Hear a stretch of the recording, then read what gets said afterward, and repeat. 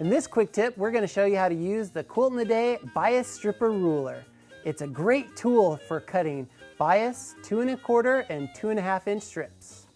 The ruler is easy to use. We've cut slits into it and we've screen printed guidelines on here. For the 2 1/2 bias strips, you use the red guidelines. For the 2 1/4 inch, you use the green guidelines. 2 1/4 inch bias strips are perfect for bias binding. I'm going to be cutting bias strips for Radiant Star. So I've taken my strips and I've lined them on my grid and then taken the red line for my 2 1/2 bias strips and lined them at the very bottom of my fabric. Now I've allowed a little bit of sliver for my first cut. And what I'm going to do is open up my blade, drop the blade into the slot, and push away.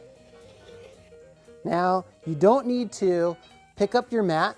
Just go to the next slot, drop your blade in, and push away. And you just keep on going all along the entire strip that you're cutting. Now cutting 2 1/4 inch bias binding strips is even easier.